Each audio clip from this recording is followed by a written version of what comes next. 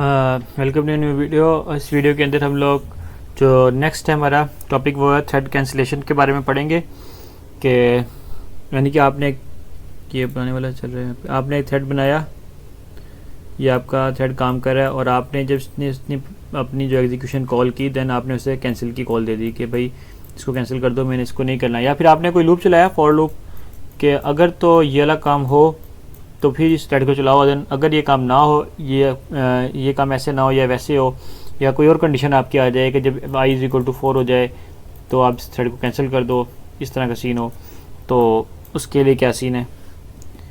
तो थ्रेड को कैंसिल करने के लिए हम दो को यूज़ करते हैं, दो टाइप्स हमारे पास, कि एक है हमारे पास डेफर्ड और दूसरी है हमारे पास एसिंक्रोनस। ठीक है, एसिंक्रोनस की टाइप क्या करती है, आप इसको कॉल करने के दो मेथड हैं। एक ये है कि आपके पास सपोज कि आपने दो थ्रेड बनाए हैं, ये हमारा प्रोग्राम है, एक है P1 और एक है P2। जो एसिंक्रोनस है ना, ये प्रोसेस, ये आपका थ्रेड है, ये आपका होल प्रोसेस है। अब ये प्रोसेस जब काम कर रहा है तो इसको कुछ ना कुछ रिसोर्सेज भी एलोकेट हुए होंगे या कुछ मेमोरी भी इसने कुछ ना कुछ शेयर में ली होगी और सब कुछ। लेकिन जैसे आप इसको ऊपर एसिंक्रोनस कैंसिल लगाओगे, ये क्या करेगा, इस फोर्सफुली इसको टर्मिनेट कर देगा। मतलब उसी वक्त जैसे आपने इसको कॉल किया, ये उसी ही सेकंड इसको टर्मिनेट कर देगा ये।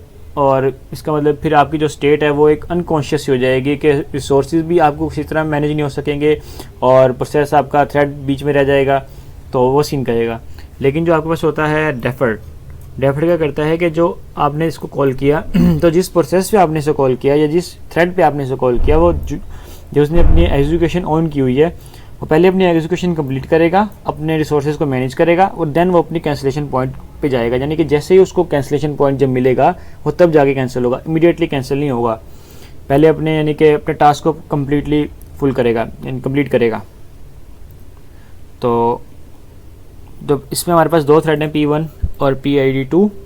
आपने दोनों थ्रेड को कंप्लीट किया। इसमें हमारे पास दो फंक्शन कॉल हो रहे हैं, F1 और F2।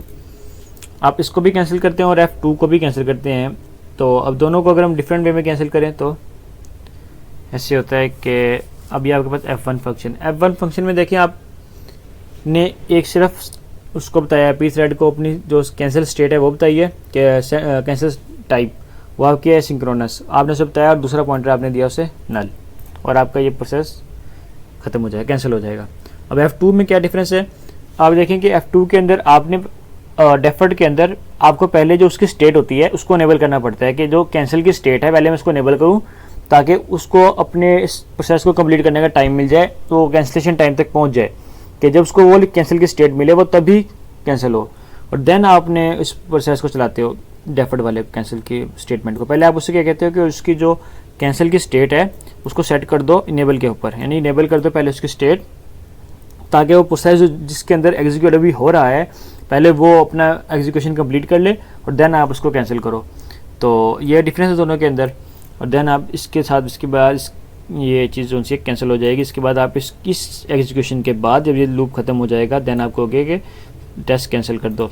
ठीक है, यहाँ पे जाके इसने क्या किया, यहीं पे इसको मिली है स्टेटमेंट और ये फंक्शन कॉल होना बंद हो गया और ये प्रोसेस यहीं पे ख़त्म हो जाएगा। इसको इसने क्या किया कि उसकी स्टेट को, उसकी एक स्टेट बनाई और वो उस स्टेट को जब उसको ये स्टेट मिलेगी तब वो जाके कैंसिल करेगा। देन आपने डेफर्ड कॉल किया और देन आपने पूरे प्रोसेस करने के बाद यहाँ पे कहा कि अब ये प्रोसेस कर दो आप कैंसिल।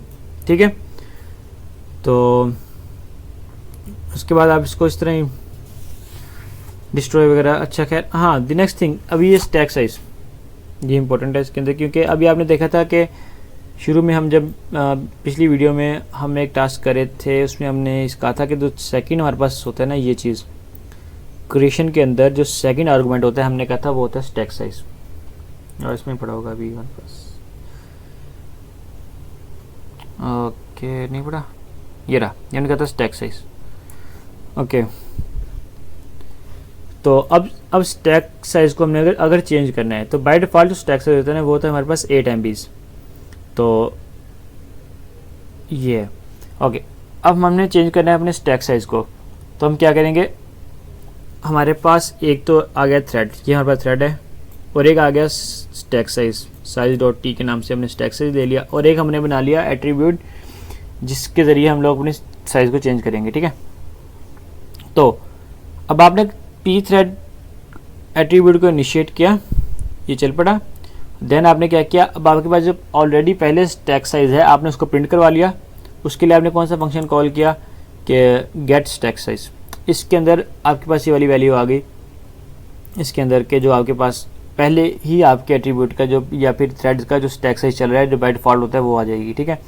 अब आपने इसको सेट किया, अब इसको सेट करेंगे, यहाँ से आपने इसको गेट किया। अब आप उसको पी थ्रेड का एट्रीब्यूट लगा के सेट करेंगे, और क्योंकि आपने उसको MBs में करना होता है, तो अगर आपने 16 सेट करना है तो देखें बाय डिफ़ॉल्ट होता है वो 8, ठीक है, 8 MB। और अब आपने सेट करना है 16 पे। 16 एक जस्ट नंबर है, पहले आप उसको मल्टीप्लाई करोगे 1024 से, ये हो गया आपके पास KBs। देन मल्टीप्लाई करोगे 1024 से, ये हो जाएगा आपके पास MBs, ठीक है। तो इसको आप असाइन कर दोगे अपने इसके साथ, ये देखिए MB साइन हो गया, सेट कर दिया। और आपने अपना अब जो थ्रेड क्रिएट करोगे वो थ्रेड जो मेमोरी लेगा या जो स्टैक साइज लेगा वो 16 के लेगा, क्योंकि आपने इसको स्टैक सेट कर दिया, वो 16 पे कर दिया, ठीक है। उसके बाद देन सिंपल है, उसके बाद आपने अपना जो एट्रीब्यूट क्रिएट किया है स्टैक साइज को आपने डिस्ट्रॉय करना है। बनाने के बाद उसके लिए सिर्फ डिस्ट्रॉय का फंक्शन है, उसमें एट्रीब्यूट भेज दोगे अपना। This is so simple and बाकी तो टास्क है। तो आई विल ट्राई कि नेक्स्ट वीडियो में किसी में इसमें से कोई टास्क कर लूँ और फिर अपलोड कर दूँ, ठीक है। तो थैंक यू सो मच।